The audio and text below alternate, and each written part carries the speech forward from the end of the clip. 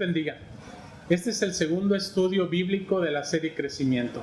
El tema de hoy se titula La vida de adoración. ¿Con qué frecuencia adoramos a Dios? La forma en que respondamos a esta pregunta depende de cómo entendemos lo que es la adoración. ¿Es adorar algo que hacemos cuando vamos a la iglesia el domingo? ¿Cuando nos reunimos en casa para celebrar el culto familiar? ¿O es más que eso? Para responder a estas preguntas y otras preguntas más, comenzaremos viendo en primer lugar lo que es la adoración. La adoración es el propósito por excelencia de la vida cristiana. Como dijeron los teólogos de Westminster en el Catecismo Menor, en la pregunta número 1, ¿cuál es el fin principal del hombre?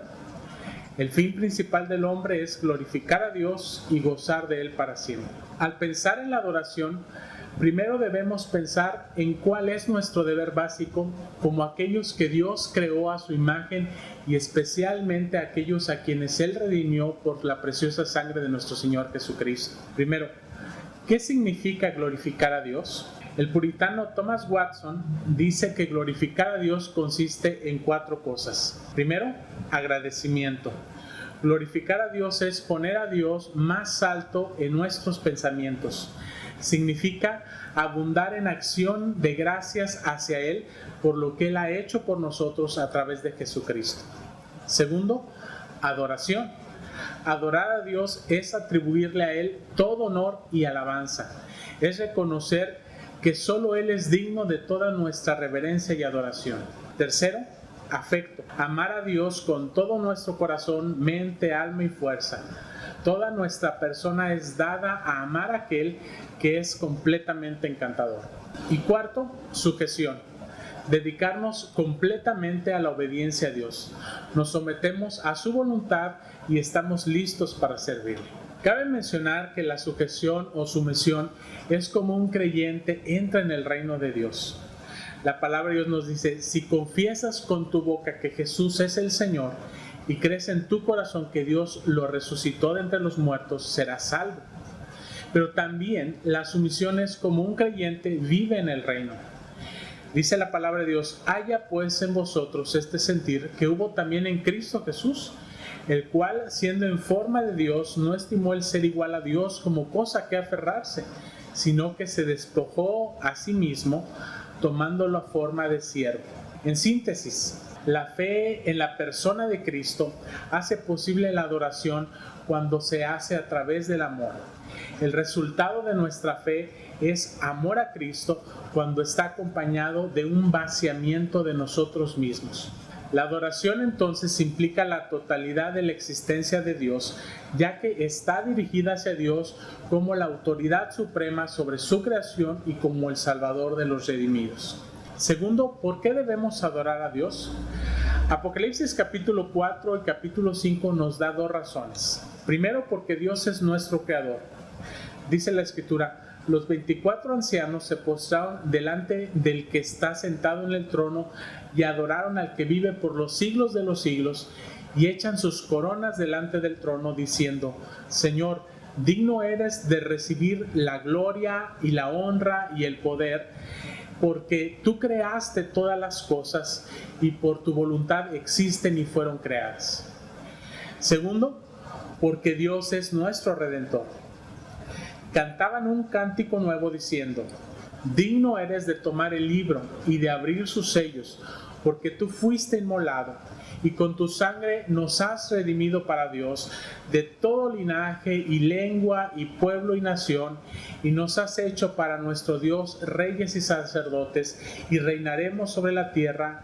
Y miré y oí la voz de muchos ángeles alrededor del trono y de los seres vivientes y los ancianos, y su número eran millones de millones, que decían a gran voz, el Cordero que fue inmolado, digno es de tomar el poder, las riquezas, la sabiduría, la fortaleza, la honra, la gloria y la alabanza. y a todo lo creado que está en el cielo y sobre la tierra y debajo de la tierra y en el mar y todas las cosas que en ellos hay, oí decir al que está sentado en el trono y al Cordero, sea la alabanza, la honra, la gloria y el poder por los siglos de los siglos. Los 4 seres vivientes decían amén. Y los 24 ancianos se postraron sobre sus rostros y adoraron al que vive por los siglos de los siglos. Así que pertenecemos a Dios por 2 razones. Primero, porque Él nos creó, y segundo, porque Él nos redimió o pagó el precio para salvarnos de su propio juicio sobre nuestros pecados. A través de las Escrituras vemos que Dios es un Dios en misión para salvar a los pecadores a través de la cruz. Pero el propósito de esa salvación va más allá. El tema mismo de las misiones se basa en la adoración. En Juan capítulo 4, versículo 23, Jesús describe el avance del Evangelio como la obra del Padre que busca a verdaderos adoradores que adoran en espíritu y en verdad. El pastor John Piper lo expresa de la siguiente manera: las misiones no son el objetivo último de la iglesia, la adoración lo es. Las misiones existen porque la adoración aún no existe de manera universal. Así pues, el fin último de la predicación del Evangelio y las misiones no es solo la salvación de los pecadores, sino que los pecadores se conviertan en verdaderos adoradores. En segundo lugar, veamos algunas ideas centrales de la adoración.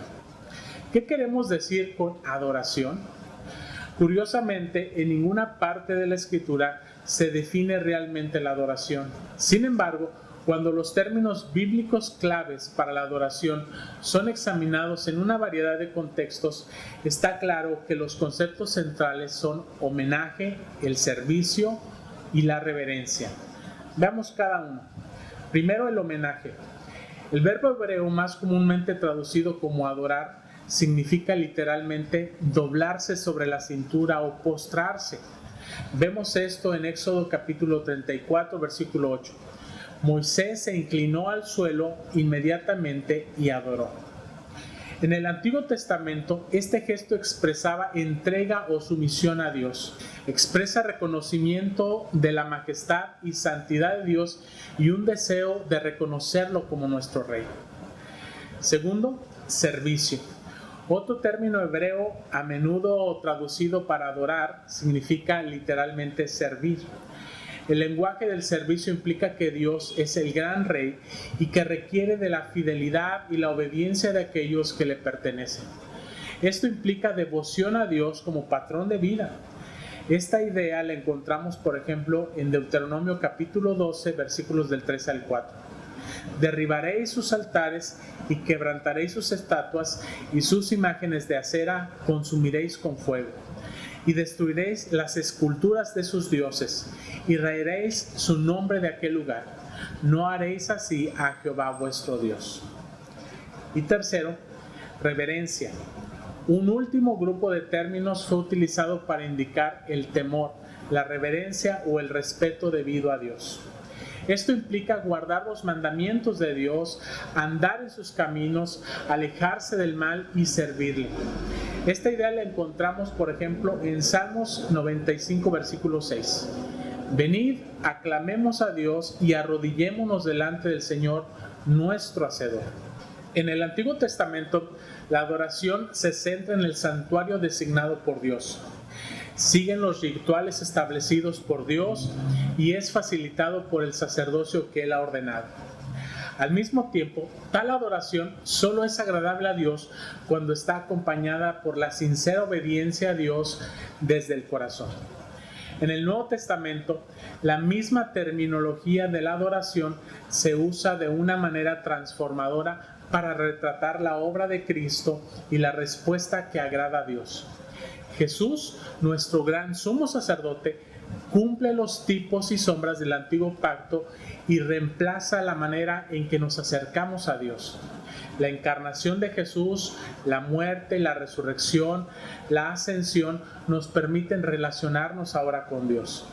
Así pues, la adoración aceptable significa acercarse o comprometerse con Dios en los términos que Él propone y de la manera que Él lo hace posible. La verdadera adoración es revelada por Dios y es posible gracias a su obra redentora. En tercer lugar, veamos los medios aceptables de adoración. La Biblia señala dos medios para que nuestra adoración sea aceptable ante Dios. Primero, revelación y segundo, redención. Veamos cada uno de ellos en particular. Dios nos ha revelado a sí mismo por medio de su palabra. En el Antiguo Testamento, Dios en el monte Sinaí estableció en gran detalle el patrón de adoración aceptable. Israel debía respetar estas normas para adorar a Dios de una manera aceptable. Cualquier desviación fue considerada como idolatría. Además de estas estipulaciones rituales, los 10 mandamientos gobernaban la relación personal de Israel con Dios. En Levítico capítulo 10, versículos del 1 al 3, Dios insiste en que debemos acercarnos a Él de acuerdo con su palabra. Nadab y Abiú, hijos de Aarón, tomaron cada uno su incensario y pusieron en ellos fuego, sobre el cual pusieron incienso, y ofrecieron delante de Jehová fuego extraño, que Él nunca les mandó.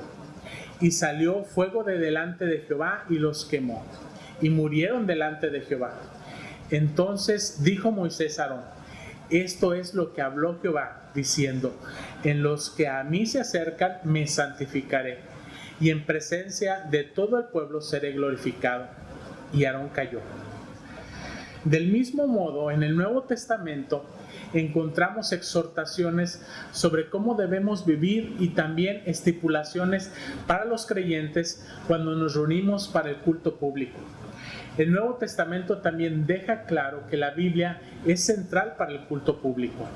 En 1 Timoteo capítulo 4, versículo 13, Pablo ordena a Timoteo que se dedique a la lectura pública de la Escritura, a la exhortación y a la enseñanza. Solo Dios determina cómo Él debe ser adorado. Esto es lo que se entiende por principio regulativo y que refiere a cómo la Escritura debe moldear y regular nuestra adoración corporativa. El principio establece que nada debe ser requerido como esencial para el culto corporativo, excepto lo que es ordenado por la palabra de Dios. Segundo, Dios se ha revelado a sí mismo supremamente en su Hijo Jesucristo. Hebreos capítulo 1, versículos 1 y 2 nos dice: Dios, habiendo hablado muchas veces y de muchas maneras en otro tiempo a los padres por los profetas, en estos postreros días nos ha hablado por el Hijo, a quien constituyó heredero de todo y por quien asimismo hizo el universo. Y Juan capítulo 1, versículo 18 nos dice: a Dios nadie lo vio jamás. El unigénito Hijo, que está en el seno del Padre, Él le ha dado a conocer. Las Escrituras dan testimonio de la revelación final de Dios en Cristo. Dios se manifestó plena y finalmente en la persona de su Hijo Jesucristo. Jesucristo está así en el centro del pensamiento del Nuevo Testamento acerca de nuestra adoración. La revelación de Dios en Cristo ha traído la salvación a todos los que se arrepienten de sus pecados y confían en Jesucristo para salvarlos. Tercero, Dios se ha revelado a sí mismo a través de su creación. Salmos 19, versículos de 1 al 3 nos dicen: los cielos cuentan la gloria de Dios y el firmamento anuncia la obra de sus manos. Un día emite palabra a otro día y una noche a otra noche declaran sabiduría. No hay lenguaje ni palabras, ni es oída su voz. Y Romanos capítulo 1, versículo 20 nos dice: porque las cosas invisibles de Él, su eterno poder y deidad, se hacen claramente visibles desde la creación del mundo, siendo entendidas por medio de las cosas hechas, de modo que no tienen excusa. Desde la belleza de un amanecer o de un atardecer hasta las más impresionantes fuerzas de la naturaleza pueden evocar admiración y temor espontáneo hacia Dios. Tales escenas nos dan una idea de la grandeza y la majestad y la sabiduría y el poder de Dios. Sin embargo, solo podemos conocer a Dios y adorarlo tal como Él es a través de lo que Él nos ha revelado de sí mismo en su revelación especial, que son las Escrituras. 4. Dios nos ha redimido por medio de su Hijo, Jesucristo. Jesús es el cumplimiento del tabernáculo y el templo del Antiguo Testamento. Él es el punto de encuentro final entre el cielo y la tierra y el medio decisivo de reconciliación entre Dios y la humanidad pecadora. Él es el centro de salvación y bendición para todas las naciones. Cristo hace posible una nueva relación restaurada con el Padre por medio de su muerte, resurrección, ascensión y posterior efusión del Espíritu Santo en nuestras vidas. La muerte de Cristo es el último sacrificio provisto por Dios para limpiar a su pueblo de su pecado, así como para consagrarlos a Él en una relación de obediencia de corazón. No nos acercamos y nos relacionamos con Dios sobre la base de nuestros propios méritos, sino sobre la obra terminada de la muerte y resurrección de Cristo. Si estamos en Cristo, podemos acercarnos a Dios con la seguridad de que nuestros pecados han sido perdonados y que hemos sido reconciliados con la comunión con Dios. En cuarto lugar, veamos la forma de la adoración, que es en espíritu y en verdad. En Juan capítulo 4, versículos del 20 al 24, una mujer samaritana pregunta a Jesús acerca del lugar apropiado para adorar a Dios. Jesús respondió dando más importancia no al dónde, sino al cómo adorar a Dios adecuadamente, siendo en espíritu y en verdad. Esto significa que la verdadera adoración está esencialmente centrada en Dios, hecha posible por el don del Espíritu Santo y en conocimiento personal de y en conformidad con la palabra de Dios hecha carne. Jesús es esa palabra encarnada. Jesús es el camino, la verdad y la vida. Él es el único que nos ha dado a conocer al Padre y sus propósitos. Él es el medio por el cual el Padre obtiene verdaderos adoradores. Adorar en espíritu y en verdad implica reconocer a Jesús como la verdad. También significa recibir de Él el Espíritu Santo que está disponible para todos los que creen en Él. A través de la muerte y resurrección de Jesús, el verdadero templo de Dios, su pueblo, es resucitado y el Espíritu Santo es derramado sobre Él. A menos que nazcamos del Espíritu, no podemos adorar a Dios en espíritu y en verdad. En quinto lugar, la expresión de nuestra adoración. La adoración a Dios se expresa de manera individual y colectiva. Primero, la adoración individual. La adoración debe manifestarse en toda nuestra vida. No se limita a un cierto tiempo cada semana. Nuestro Dios es digno de nuestra adoración todos los días de nuestra vida. Ese es el énfasis de Romanos capítulo 12, versículo 1.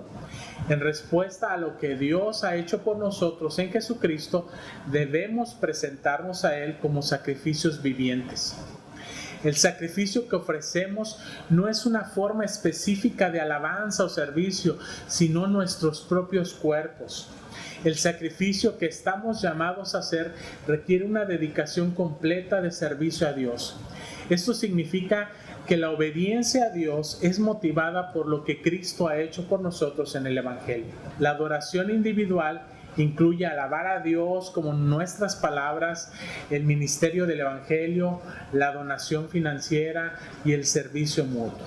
En segundo lugar, la adoración colectiva. La adoración colectiva o corporativa es una expresión particular de la respuesta total de vida de adoración que debemos rendir a Dios. Reunirse es un medio importante de animarnos unos a otros a perseverar en Cristo, en el amor, en la obediencia personal a Él. En otras palabras, nuestra adoración corporativa alimenta nuestra adoración individual. La iglesia en la asamblea no solo se acerca a Dios, sino que también anima a sus miembros.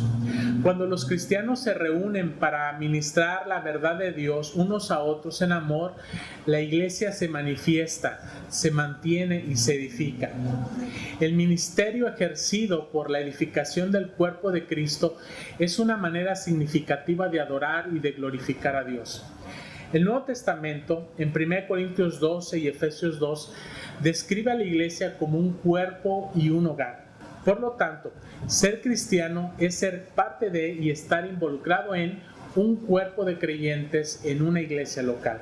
Algo relevante en la adoración corporativa es alentar y ser alentado por otros. Por ejemplo, cuando cantamos alabanzas, no solo cantamos a Dios, sino que también nos edificamos mutuamente hablando la verdad unos a otros a través de nuestras canciones.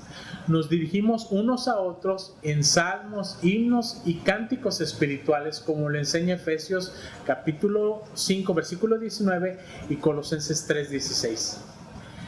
Estas son algunas de las razones por las que no deberíamos normalizar la adoración solo por medios virtuales como la televisión, la radio o el internet. Este tipo de medios de comunicación son herramientas útiles bajo ciertas circunstancias, pero no son las formas ideales para celebrar el culto a Dios. La Escritura nos ordena, en tanto podamos hacerlo, por supuesto, reunirnos con otros creyentes con el propósito de acercarnos a Dios con otros cristianos para la edificación mutua. Hebreos capítulo 10, versículos del 24 al 25 nos dice: y considerémonos unos a otros para estimularnos al amor y a las buenas obras, no dejando de congregarnos como algunos tienen por costumbre, sino exhortándonos, y tanto más cuando veis que aquel día se acerca. En conclusión, la adoración es tanto un fin como un medio. La adoración es un fin en sí mismo porque la adoración es para la gloria de Dios. Es la participación con Dios en los términos que propone y en la forma que solo Él hace posible. Al mismo tiempo, la adoración es también un medio para la piedad. Al adorar a Dios en espíritu y en verdad, crecemos conforme a la imagen de su Hijo Jesucristo. Considera el objeto de nuestra adoración, el glorioso y majestuoso Dios, Creador y Redentor. Recuerda lo que Él ha hecho por nosotros en Cristo. Lee la palabra de Dios y ora para que el Espíritu Santo mueva nuestros corazones con la verdad. Permita que la Escritura, la oración, la canción y nuestras relaciones con otros cristianos nos alimenten en nuestra adoración. Anhelemos no solo el día en que podamos reunirnos aquí y ahora como iglesia local, sino también anhelemos ansiosamente el día que nos reuniremos como iglesia universal alrededor del trono de Dios para adorarlo por la eternidad. Que el Señor les bendiga y les guarde. Amén.